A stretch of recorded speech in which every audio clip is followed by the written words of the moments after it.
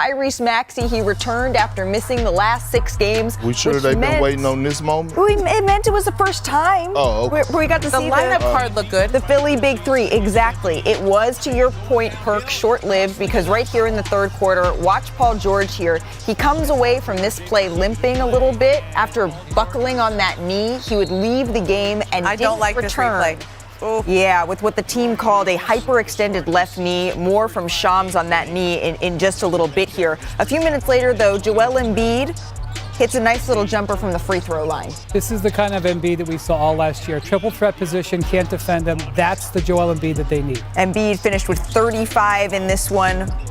Once again, driving, trying to fight here, gets called for the whistle. But watch here, Ramona. He grabs his knee. He would head to the locker room, but he did return.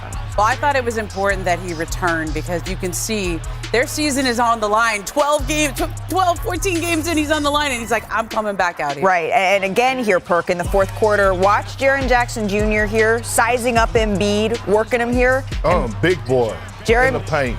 Jackson they needed Jr. that out of Jaren Jackson Jr. last night. He wins the battle in this one, but yeah, exactly that, Ramona. He just looks like he's still in pain. He would head to the bench to get checked out. He did, though, come back into the game once again here. He would return with 28 seconds left. The Sixers down by 4, but just kicks it out into the stands, out of bounds. Despite that 35 from Embiid, the Sixers moved to 2-12 on the season with the loss. So the Sixers' Big Three, they've now played just 6 minutes together out of 682 total minutes on the season. That amounts to less than 1%, 0.9% of the team's minutes played this year.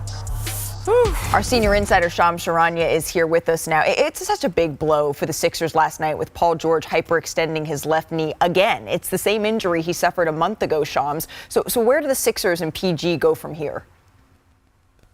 I'm told that Paul George is having further testing done at some point today. They're going to know the extent of this injury. There is some hope that it's not as bad as it was last month, but they won't know until they go in there, have the imaging done, and have testing done. Nick Nurse indicated after the game last night that this was an injury similar to last time when he had that hyperextension with the bone bruise associated with that injury. And so they're going to know more after he gets his test done. Of course, in a situation like this, you hope and they are hoping that he's avoided anything more structurally wrong or any more damage with that knee than it was maybe last time. Maybe you re-aggravate that bone bruise from last time. So this is a team that's 2-12. They need these 3 players on the court as much as possible to gain chemistry. We'll see just how long Paul George could be out. Yeah, so Paul George, he missed the lead up to the season. He suffered that injury in the preseason, and then he also missed the first 5 games of the regular season last go round. Hopefully it isn't that severe this time. Shams will continue to check in with you on this one. The Sixers,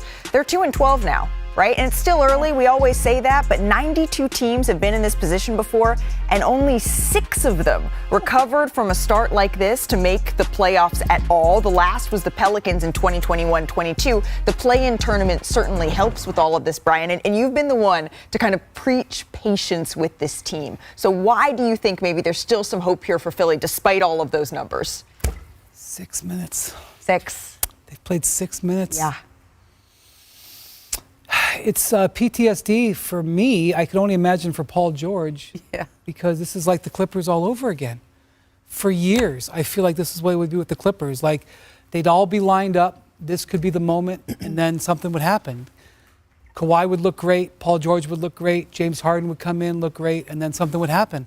And then you'd say this. You'd say, oh, but it's only November. Yeah. But it's only January.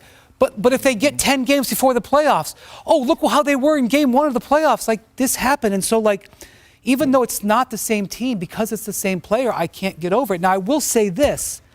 They are built to withstand one of their players being out. That was the whole point of this. Right. They thought it would be Embiid because Paul was healthy most of last year. So they are built that if the 3 of them are not all healthy, that they should stand up. But the number of 2 of them being healthy ain't a lot higher than 6 minutes, for that matter. Let's remember the context of this game, though. The man you just had on right before, Shams Charania, wrote an article that just dropped a stink bomb in that locker room, right? This is saying that there is tension in the locker room, that Tyrese Maxey called out Joel Embiid for being late to quote everything. And After that, Joel Embiid, from what I'm told, was pretty upset that this even leaked. He wasn't upset with what Maxey said to him. He was apparently it was just sort of a short part of that meeting, but he essentially said, like, okay, cool, I'm glad you tell me to my face, we're still good friends. But that leaked, and that trust in that locker room is violated by that. Right. And I think Joel was more upset that came out. But in the context of this, after this, what do you do as a team to respond to it? Joel Embiid came out and played and had 35 points, got to the line 14 times, went back in the game multiple times when you can tell his knee was throbbing, when it was hurting. That man looked like he wanted to fight, knowing their season was on the line. Well, it is reporters' jobs, right, to chronicle what happens around teams. But I imagine if you're the team, when things like this get out there, there is a residual effect, trust being broken. Perk, you've actually been in those locker rooms. What does that broken trust, what impact does that have on a team trying to win? You know, part of me, I wanted to come on here and have a conversation. I wanted to come on here and ask Ramona questions and Wendy, us talk about this situation. And I wanted to share a story about times that, you know, guys may have leaked information on if the trust was still there. But it frustrates me like hell. See, this is Philly problem, right? They're worried about the wrong things, especially when it comes down to Joel Embiid and Paul George. You should be worried about winning games, not who leaked the information. You know who leaked the information? Nick Nurse actually leaked the information when he came into the interview saying, hey, I'm sorry I'm so late because we just had a team meeting, but I can't give you details. So that opened up the door for investigation of what was y'all meeting about? Oh, we probably know. I need to dive into Paul George for a second, because if you have